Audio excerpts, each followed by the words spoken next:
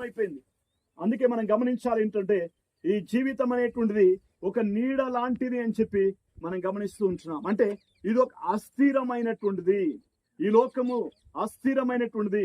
ఈ లోకము స్థిరము కాదు. ఒక పునాదులు గల పట్టణం ఉంది. దానికోసమై అబ్రహాము ఇదిగో ఆయన బయలుదేరి ఇదిగో దేవుడు చూపించే ఆ పునాదులు గల పట్టణము కోసమై ఆయన ముందుకెళ్ళాడు అని చెప్పి నేను జ్ఞాపకం చేస్తూ ఉంటున్నాను.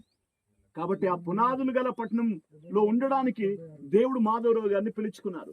ఇక్కడ ఉన్నటువంటి యేసు రక్తంలో కడగబడినటువంటి వారందరినీ కూడా దేవుడు ఎందుకు పిలిచాడంటే, ఆ యొక్క పునాదులు గల పరలోక పట్టణంలో ఉండడానికి దేవుడు పిలిచాను అని చెప్పి ఆయన యొక్క వాక్యంలో దేవుడు జ్ఞాపకం చేస్తూ ఉంటున్నారు. అందుకే అంటున్నాడు ఏంటంటే, ఇదో నీడ అని చెప్పి దేవుడు జ్ఞాపకం చేస్తూ ఉంటున్నారు.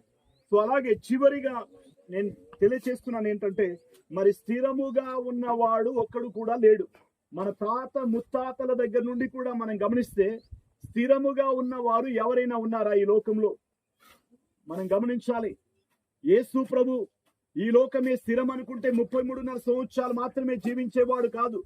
ఎల్లకాలం ఇక్కడే ఈ లోకంలోనే జీవించేవాడు. అందుకే ఈ లోకము స్థిరము కాదు, ఈ లోకము అస్థిరమైనది. కాబట్టి అందుకే ఆయన 33.5 సంవత్సరాలు మాత్రమే ఈ లోకంలో ఉన్నాడు. తర్వాత ఆయన పరలోకానికి వెళ్ళిపోయాడు.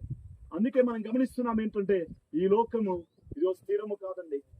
ఈ లోకము స్థిరము కాదు. మనం దేనికోసం ప్రతిదినం సిద్ధపడాలంటే దేవుని రాజ్యము కోసమై మనం సిద్ధపడాలి. చూడండి, ఆ యొక్క టైటానిక్ ను చూడడానికి టైటాన్ లో